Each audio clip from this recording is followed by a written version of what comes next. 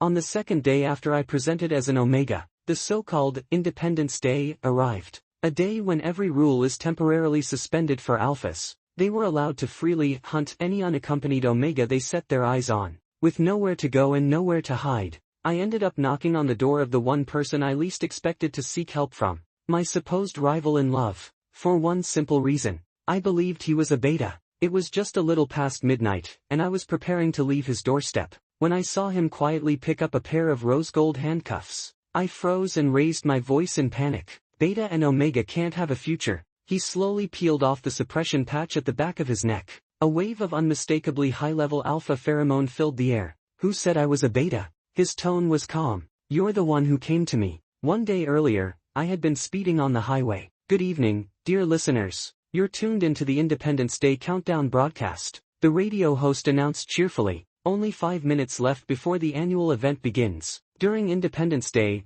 all monitoring systems, emergency hotlines, and network services will be temporarily unavailable. Alphas, keep an eye on your and do your best. My hands trembled on the steering wheel as I pushed the rental Lamborghini to 200 kilometers per hour, not daring to look behind me, because I was the Omega being chased. Even with a supercar, I couldn't shake off the dozens of vehicles tailing me. Go, go. If they caught me, things would not end well. Listeners, it's time for the countdown. 3, 2, 1. Independence Day begins now. The speed cameras ahead flickered once, then went dark. Rows of lights along the highway dimmed like candles being blown out in succession. Only the headlights in front of me lit up the way. Everything beyond them fell into thick darkness. I slammed my fist on the steering wheel in frustration, silently cursing whoever came up with this event. Independence Day was held every year on December 6th. For a full 24 hours, alphas were allowed to pursue unaccompanied Omegas. All surveillance and communication systems were shut down.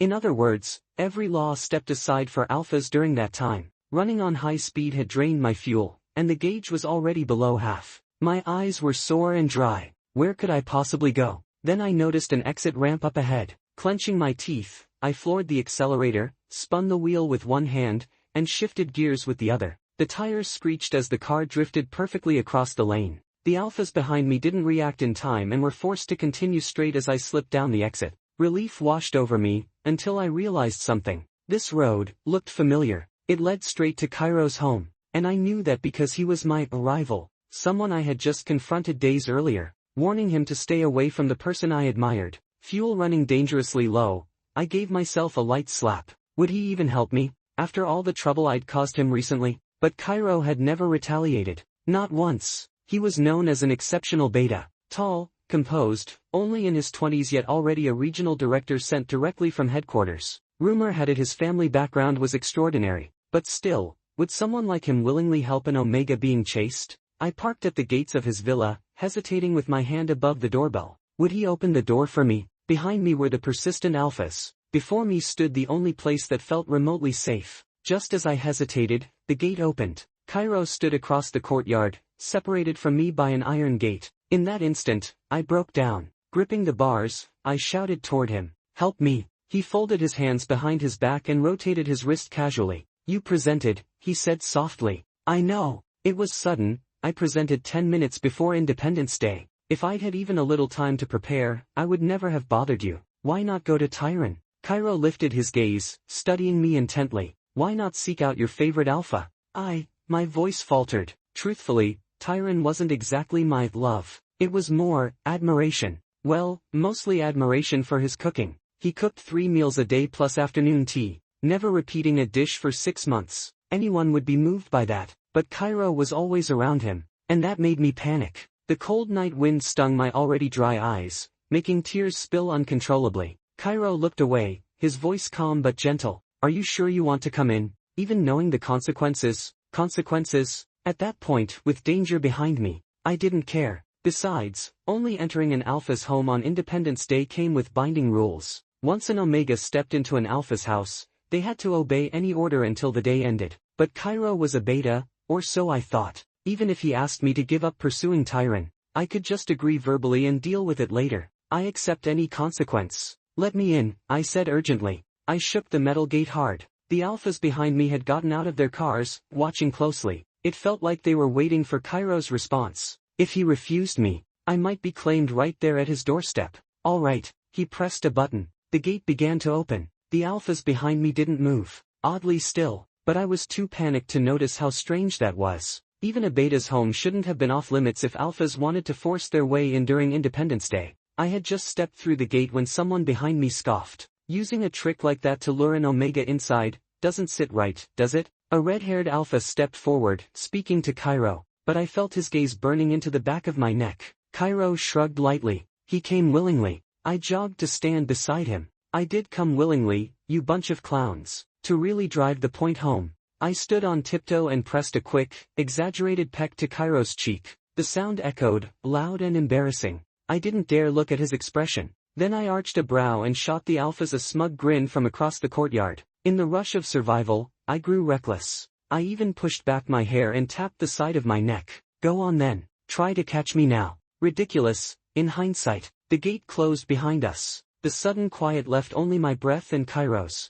His face darkened. He covered the back of my neck with his hand. Don't provoke them. So what? I muttered. They won't dare come in. Kairo's gaze flickered. His fingertips brushed lightly across my neck, sending a sharp shiver down my spine. Hey, don't do that. Quiet. He raised a finger to my lips. I'm not obligated to take you in, am I? Kairo's hand moved slightly, one forward and one back. He wasn't using any real force, yet the pressure felt overwhelming. It didn't feel like something a beta should be capable of. Are you going to kick me out? Fear finally caught up with me, and all my bravado collapsed. I hunched my shoulders, choosing the only sensible option, surrender. I'm sorry, please don't throw me out. If you do, I won't make it. No, Kairo lifted a brow, visibly amused by my sudden remorse. I won't let anyone mark you. Relief rushed through me. Thank you. You're actually, really decent. I owe you an apology. I shouldn't have talked behind your back in front of Tyron. I shouldn't have blocked the door or tried to intimidate you. I was wrong. Kairo tilted his head, his tone airy and unbothered. Was that so? I don't remember. No need to apologize. I opened my mouth but nothing came out. What kind of person opens the door to someone who has done nothing but cause trouble, especially on a day as dangerous as Independence Day? He dismissed everything I'd done with a simple I don't remember, as if telling me I didn't need to feel guilty. Maybe I needed to reevaluate this rival from a different angle. Kairo let me sit wherever I wanted, then casually handed me a satellite phone. Want to call Tyron? I assume he's the one you'd rather have beside you. Well, embarrassed, I took the phone. The entire region's communication network was down, only satellite phones worked. Thank you. Really? But Kairo's grip tightened before I could take it fully. I tugged again, more urgently. What was that supposed to mean? Was he worried the call would be expensive? Did he think I wouldn't pay? It might not go through. That's fine, I can wait. He finally let go, and I quickly added, I'll pay you back for the call. No need. His jaw tightened, a stiff smile forcing itself onto his face. Use it as much as you want. Just as he'd warned, the call didn't connect. Not because of no signal. Tyron simply wasn't picking up. I stayed glued to the phone so I could catch it the moment he called back. Kairo sat beside me, keeping a polite distance. Since your secondary gender manifested, have you not entered the fever stage yet? I touched the back of my neck, warm, but nothing alarming. Not sure. The trip here was terrifying, maybe my body hasn't caught up yet. Kairo nodded thoughtfully. I see. Want something to drink? I can prepare a guest room for you to rest in. I'll call you if the phone rings. Not wanting to trouble him, I asked only for water. Why was Kairo this nice? A rival in love, yet he offered tea, water, and even tidied a room for me. I took the glass he handed over and drank deeply. Exhaustion weighed on me. I wasn't made of steel. After driving all night, I collapsed into the freshly made bed Kairo prepared and fell asleep instantly. Anyone who didn't know better might have thought he had added something to the water. Heat. I woke half-conscious, overwhelmed by heat. A sweet lychee-like scent filled my nose. The back of my neck pulsed with feverish warmth. Kairo must have turned the temperature up too high, worried I'd get cold. I couldn't find the control panel, so I pressed my burning face against the cool door to steady myself. I needed to ask Kairo to lower the temperature, but the door opened from the outside. Without the handle to support me, my legs gave out, and I fell into Kairo's arms. Did he call back? I asked instinctively. No. Kairo's voice was cool, and I, burning hot, instinctively leaned toward the coolness near his face. He brushed the back of his hand against my cheek. His hand was warm, yet cooler than my skin. When he drew it back, I found myself leaning in without thinking. Too hot, I whispered. You might have entered the fever stage, he murmured. It's troublesome. Do you need help? Do you have an inhibitor? No. He guided me toward the bathroom. But there is another way. Kairo switched on the cold water and let the shower spray over me, clothes and all. The shock cleared my mind for a second, until he caught my wrist and kept me from turning off the tap. With his other hand, he lifted my soaked shirt slightly and said in a low voice, "You needed to cool down." For a moment, my mind told me to pull away, yet the cold water was the only relief I had, and my body leaned toward it. But then he shut the water off and wrapped me in a towel. "That's enough. You'll get sick like this." I changed into one of his robes, far too big on me, hanging loose around the collar. A faint scent clung to the fabric, something like warm wood heated over fire, yet soft like fresh shavings on a carpenter's bench. Calm, grounded, just like Kairo. Normally I would have liked the scent, just not now, not in the middle of a fever that amplified everything. Calmness became an ache, stillness became torment. I curled up on the sofa, wrapped in the robe, still trembling.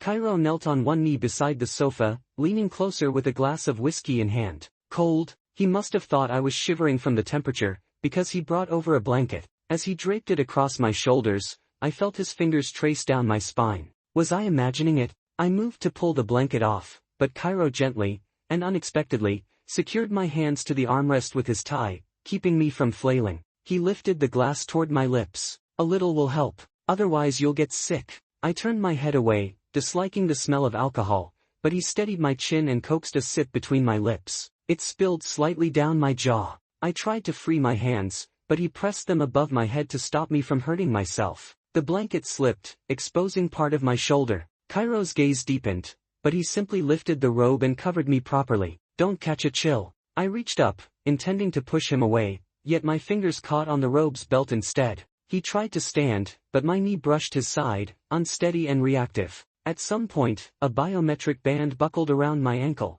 Its alarm spiked along with my pulse. I tried to remove it, but Kairo steadied my leg. "Your heart rate is high. So is your temperature. Zyron, this isn't the reaction one should have toward a supposed rival." His words struck hard. My face burned hotter. What was I doing? Trying to hold on to my rival? My gaze flicked to the glass of whiskey, the one with a solid ice sphere inside, the one he forced me to take a sip from. I reached for the glass, ready to dump it over my head just for relief, but Kairo caught my wrist. "You're wasteful." I don't feel well." I buried my face in the collar of the robe, breathing in the faint scent clinging to the fabric, seeking stability the way anyone would seek comfort when overwhelmed. Kairo sighed softly, almost resigned. He picked up the ice sphere from the whiskey. As the melting water dripped down his wrist and landed on my collarbone, I shivered, involuntarily leaning closer. "Look at me," he said quietly. He rolled the ice along the back of my overheated neck, the shock sending a thin trail of cold water down my spine. "It's freezing," I gasped, curling instinctively. He steadied me by the hip so I wouldn't pull away, guiding the ice down my back. "Cold helps you think clearly." My hands pushed weakly against his chest, half resistance, half seeking balance. When the ice traced my lower back, my fingers clenched the fabric of his robe. A soft, muffled sound escaped me before I could stifle it. I know who you are." "Then who am I?" He held the last small piece of ice near my lips, waiting. "Kairo." "So," he murmured with a faint, humorless laugh, tilting my chin up. "You weren't reacting to Tyron at all, but to me, weren't you?" "No, absolutely not." The denial left my mouth before I even realized it. "It's just a normal physiological reaction," I insisted quickly. "Nothing more." "Oh?" Kairo didn't believe a word. His fingers brushed the back of my neck, lightly, almost absent-mindedly, yet it sent an involuntary shiver through me. The air in the room thickened with the sharp sweetness of my stress scent, utterly outside my control. Feeling the heat beneath his hand, Kairo let out a low, amused sound. "No wonder you're struggling." "Exactly," I said, pushing his hand away and attempting to stand. "It's not about you." I'd react like this with anyone. I didn't need a mirror to know my skin was flushed. Even the brush of my clothes felt too sensitive, my hands trembling slightly. Whenever Kairo leaned close enough for his breath to reach my ear, the warmth rushed up my face like a reflex. His hand accidentally grazed my side, my knees weakened instantly, and I nearly collapsed. He caught me before I fell. "You can barely stand," he said, still trying to act tough. "It's none of your business. I didn't ask for your help." Kairo's expression sharpened. "Maybe not, but earlier, you certainly didn't act like you wanted distance." I froze, unable to argue, my mind fogged and desperate for clarity. "What time is it?" I forced out. 11, Kairo said. "You slept 10 hours. No, the exact time. He checked his watch. 11:56. A rush of relief sparked in my chest. Good. I almost cheered, until Kairo's expression darkened, and I caught myself. You're relieved, he said quietly. You're counting the minutes until you can call Tyron. Let him pick you up. And then, his gaze sharpened, and then he can claim you, right? My mind was clear enough to recognize him, Kairo, my rival, but my body insisted on reacting to proximity like a magnet dragged by another. It's not like that, I muttered. I didn't want Tyron to claim me. I didn't even like him that much, just admiration, nothing else. Then what are you excited about? Kairo leaned closer, pressing forward until the mattress dipped behind me. Getting away from here, that's what makes you so happy. I tried to think, but the warm, wood smoke scent surrounding him muddled every coherent thought. Can't I be relieved? I snapped. Do you really want to see me fall apart in front of the person I least want to look weak to? You saved me. Does that mean I owe you humiliation? I struggled weakly, embarrassed by my own helplessness. Tears stung unexpectedly, frustration, exhaustion, everything mixing at once. Kairo immediately pulled back, wiping the tears from my cheeks with surprising gentleness.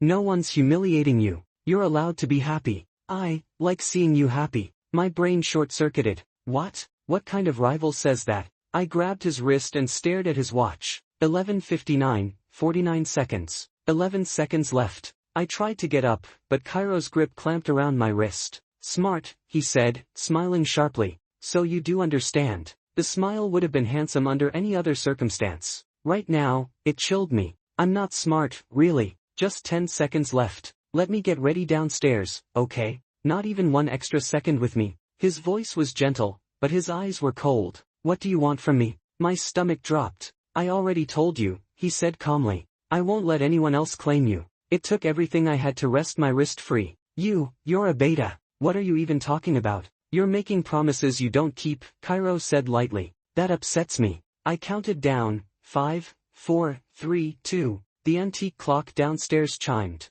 Midnight. Independence Day was officially over. Relief surged through me. I straightened, my confidence snapping back like a rubber band. Time's up. I'm leaving. But then, Kairo opened the drawer beside the bed. He pulled out a pair of rose gold cuffs. Not jewelry. Not decorative. Handcuffs. You can't, I whispered. It's past midnight. Doing this now is illegal. I wanted to give you a chance, Kairo said, stepping closer. He unbuckled his watch and tossed it aside, an object worth millions hitting the floor like it meant nothing. As long as you said you were willing to stay a little longer, I wouldn't have stopped you. But your attitude was disappointing. You've lost it. Let me go, Kairo. Don't make me report you. I had no strength to fight. The cuffs clicked shut around my wrist before I could stop them, locking me to the bed frame. How could it be illegal? He murmured, walking to the window, when it's not even past midnight. He yanked open the heavy curtains. Blinding sunlight flooded the room. My blood turned to ice. Kairo, you're lying. This is the next day, isn't it? You can check for yourself. He gestured casually toward the door. You could walk out and see. If you're right, you're free. But if you're wrong, I won't let you back in. Kairo knelt beside the bed, twirling the key ring around his finger. His eyes were fixed on mine, unblinking. I didn't dare take the risk. So I took the moral high ground and confronted Kairo. You put something in the water, didn't you? You forced me into an early flare. I don't need drugs to push you into anything, Kairo replied calmly as he peeled the neutral-colored suppressor patch from the back of his neck. All I added to the water was melatonin. You were tense and exhausted after being chased all night. People can't sleep well under pressure. Is that really how you see me? A concentrated alpha aura filled the air, warm, heavy, and unmistakably familiar. I had assumed the scent came from some leftover cologne on his clothes, but the effect was immediate. The moment the suppressor patch came off, a rush of disorienting pressure swept through my senses, leaving me lightheaded and unsteady. When did I ever say I was a beta? He asked softly. And you were the one who came toward me first, remember? Shameless, I managed. That accusation doesn't quite work, he said, brushing his fingertips lightly across my cheek, not touching for long, just enough to wipe the cold sweat from my forehead. With that expression, you look more flustered than angry. He leaned in, one arm braced behind me, his gaze steady and sharp. The flare is hard to deal with, isn't it? I clenched my jaw. I could still fight it, at least until he removed the patch. Now my entire system felt like it had been thrown into chaos, my focus shattering. You can feel it, he murmured. Compared to yours, whose is stronger? He guided my hand near his neck, not letting me actually touch, Just letting the warmth radiating from him emphasize the difference. The contrast sent another wave of dizziness through me, and I nearly fell forward. I ended up leaning against him, breath shallow, thoughts scattering with every passing second. Do you want relief? Kairo asked quietly. Then ask. His voice carried authority, but his tone stayed surprisingly gentle, almost coaxing. Let go, just let me go, I protested, trying to steady myself. Instead of answering, Kairo lifted his hand, brushed past his own neck again, and a faint trace of his aura brushed across my lips, light, symbolic, not physical, just enough to send another confusing pulse through me. Then he stepped back, closed the door, and left. I curled up on the bed, trying to breathe through the overwhelming pressure, trying to calm the storm in my head, but pulling away only made everything worse. I buried my face in the collar of his robe, trembling uncontrollably as I tried to shield myself from the intensity lingering in the room. Please. The word slipped out before I could stop it, half delirious, half desperate. No, what was I doing? I bit down hard on the fabric, forcing myself to stay silent, to think. I couldn't break down. What would I tell Tyron afterward? I didn't expect the door to open again. Kairo returned with a satellite phone in one hand and a glass of ice in the other. Ice, he said, or the phone. He wasn't asking about objects. He was asking what I valued more, my clarity or Tyron. The phone. Both. Then. He set the phone on the bedside table, then took a single piece of ice from the glass. He held it against my lips for a moment, letting the cold steady my breathing. The chilled water slid down my chin, clearing my head for a few precious seconds. The ambient pressure from Kairo grew stronger, though. I could tell, every instinct inside me could tell. If I reached just a little farther, just a little clearer, I could grab the phone. But Kairo stopped suddenly, watching me. You only have to move away from my aura to reach it, he said. Why don't you try? The way he said it, the quiet control in his voice, nearly broke me. Then the satellite phone rang. I reached for it on instinct, but Kairo was faster. Kairo, give it to me. He ignored me and answered the call. Yes, everything's fine. No, that sound, someone's here with me. Yes. My thoughts went blank. Who was on the line? What did Kairo mean by that? Did Tyron now know I was at Kairo's place, on Kairo's bed? Zyron, Kairo said suddenly, why are you staring at me like that? My heart nearly stopped. Don't say my name. Don't let him hear. No.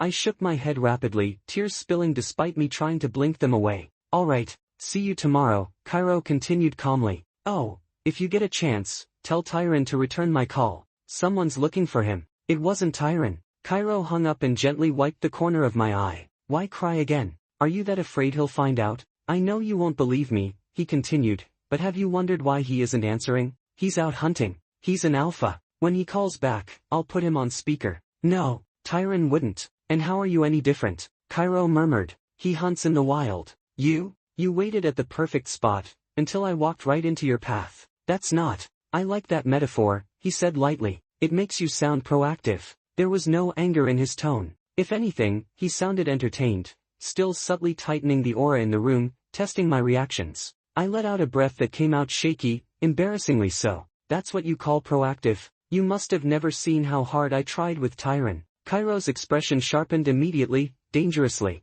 His fingertips hovered near my spine, not touching, drawing slow, deliberate shapes in the air. This area, he murmured, is the most sensitive during a flare, isn't it? A soft sound escaped me, more from stress and pressure than anything else. Kairo leaned close to my ear, voice low. Has Tyron ever held you? Has he ever comforted you? I shook my head, but he only smiled faintly. Then does he know what you look like when you're overwhelmed? I lifted my head, vision misted from tears and strain. Kairo watched every reaction with piercing clarity. Ask, he said. If you ask, I'll help you. I felt like a fish trapped in shallow water, struggling for air while his presence pressed down on me. Please what? He asked quietly. For help. For space. His words sent another shiver of tension down my spine. He didn't touch. He didn't have to.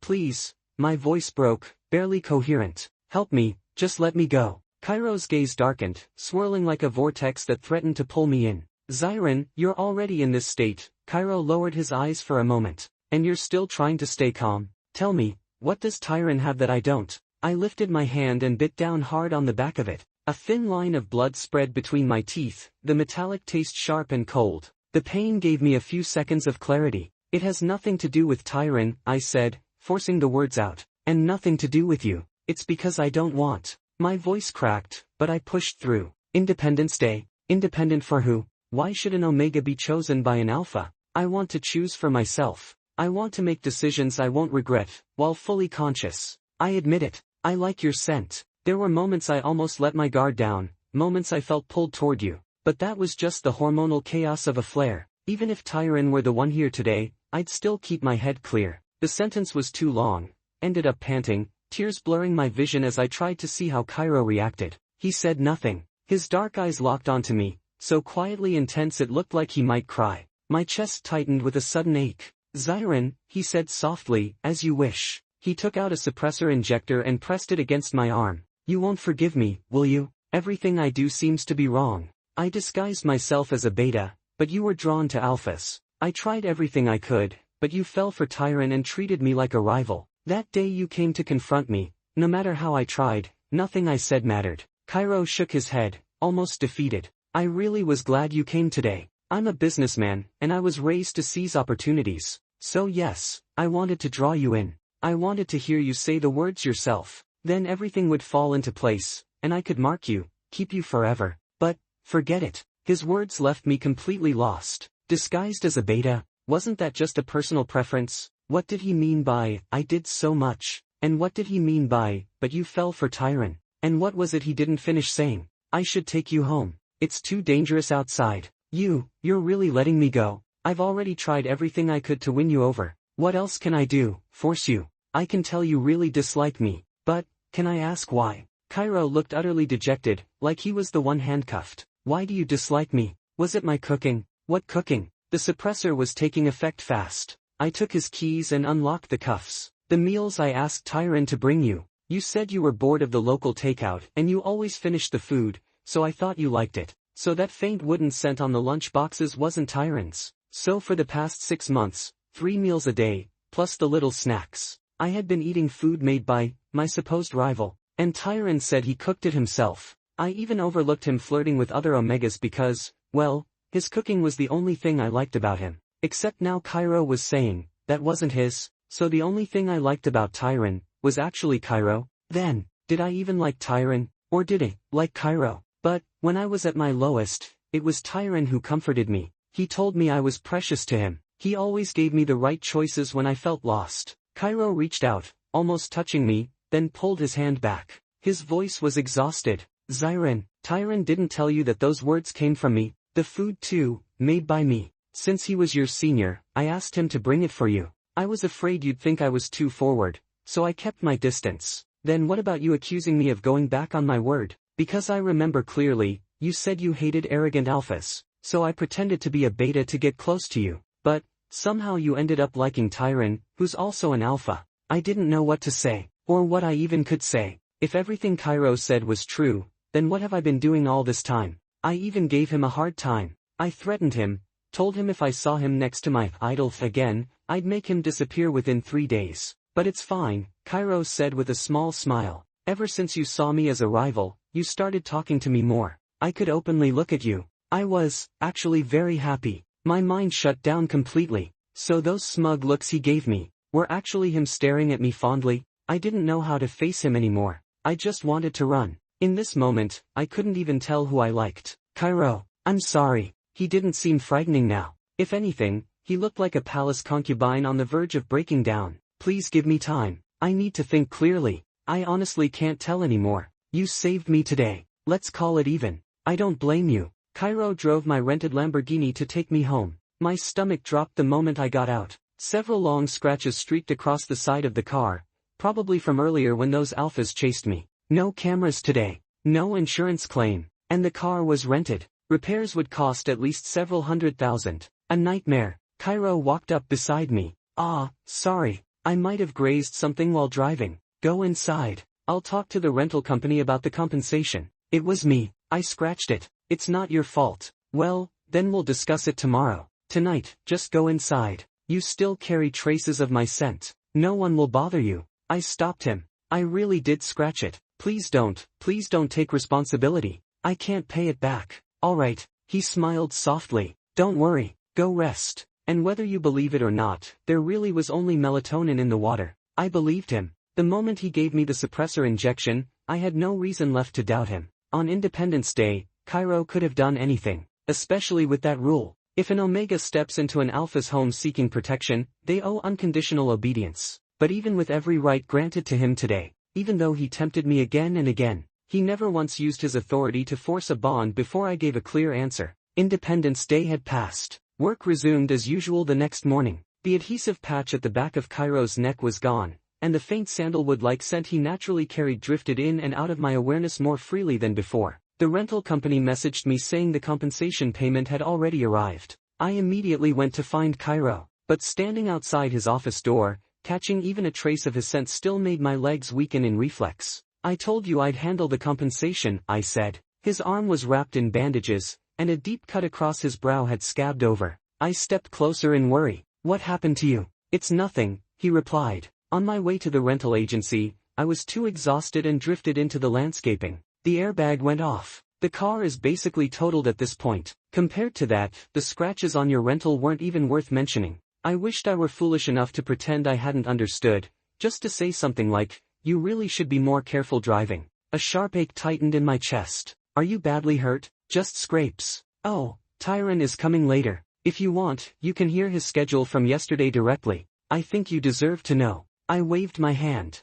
"Forget it. I don't want to hear." At this point, whether Tyron had gone to the hunt didn't matter anymore. To be honest, Tyron himself hardly mattered anymore. Kairo's expression tensed. "You're avoiding it. Avoiding doesn't help. Or, does it mean you wouldn't care either way whether Tyron joined the hunt? Then what do you care about? Whether you'll keep bringing me food." The words slipped out before I processed them. Was that even appropriate? Was that moral? Saying something like that to a man who'd just been in a crash, arm bandaged and injured? I felt awful. Kairo's eyes brightened. "You like it?" I've gotten used to it." "All right, I'll cook for you at noon." "That's not what I meant. You're injured." I walked closer, subconsciously leaning toward the familiar scent. "You've fed me for half a year, shouldn't I let you try my cooking for once?" In truth, I could cook, barely, but I was lazy. Still, I felt I owed him something. Otherwise, my guilt wouldn't let me sleep. And so, I brought lunches to Kairo for half a month. Aside from eating together, nothing else happened between us. We both silently set aside everything that happened on Judgment Day.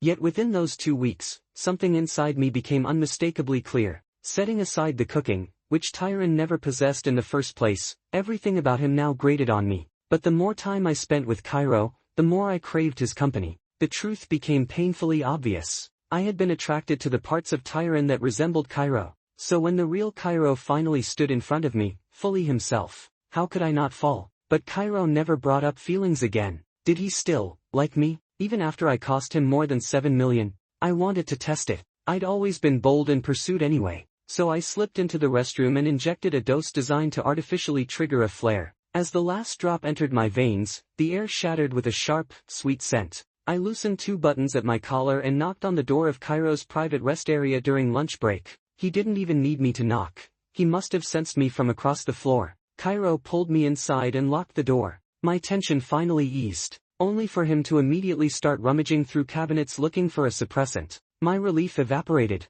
"Kairo," I said softly, slipping my arms around him from behind. "I really like your scent. Can you release a little more?" It wasn't the scent itself, but what it meant: calm, warmth, and quiet acceptance. "Zyron," he said, voice strained, "you're not thinking clearly." "I am." I raised my arm, showing the visible injection mark. "I did this on purpose. Please, form the bond with me." Kairo finally let go of his restraint. His lips brushed the side of my neck again and again, near the place where our people formed symbolic bonds. But he never crossed the line. Desperation cracked my voice. "Do you want it or not? Do you not like me?" Kairo blinked slowly. "If I bonded with you now, wouldn't that be taking advantage of your condition? You're still thinking about that now?" "There's still one thing missing," he said. "One sentence." I understood instantly. "I like you. And what I liked wasn't your shadow on someone else, it was you." Just before he pressed his symbolic seal against my skin, I blurted, "And another thing, what kind of alpha pretends to be a beta?" When the bonding seal faded, Kairo held me close, kissing my temple again and again. "I've waited so long," he murmured. I huffed. "Next time, pursue me yourself instead of hiring a middleman." I mentally cursed Tyron. And as for the flare that would last an entire week, it had only just begun. And that is where today's story leaves us, a world built on tension, instinct, and the illusion of safety. What strikes me most about this novel is how sharply it plays with expectations. At the beginning, we think this is a simple chase, an Omega running from danger on Independence Day. But the moment Xiren knocks on Kairo's door, the tone shifts. What looks like a rival in love turns into something far more complex, quiet obsession hidden under perfect self-control. One thing the author does extremely well is atmosphere. The darkness of the highway, the countdown on the radio, the way the world shuts its eyes for 24 hours, these details make the tension feel alive. You can almost hear the tires burning, feel the cold night wind, and sense Xiren's panic rising with every heartbeat. Kairo is the most fascinating part of the story. He's written as someone gentle on the surface, almost polite to a fault, but every small gesture hints at something deeper, sharper, and harder to read. The reveal, that he was never a beta at all, doesn't just surprise the reader. It reframes every moment, every line he ever said. And whether you see him as protective, manipulative, or simply heartbreakingly sincere, that's up to interpretation. But the novel isn't perfect. Some parts of the middle section feel overwhelming, almost too intense for how little Xiren understands at that moment. The emotional push and pull is exciting, but occasionally chaotic. A bit more internal clarity might have made the turning points even stronger. Still, what keeps the story compelling is its core question: in a world where instincts rule, does genuine choice still exist? Xiren desperately wants to choose for himself, and Kairo, despite all his contradictions, wants that choice to land on him. Their dynamic is messy, dramatic, and incredibly human beneath the fantasy setting. Now I'm curious, what do you think? Do you see Kairo as dangerous or devoted? Do you think Xiren was truly drawn to him from the start, or was everything shaped by circumstance?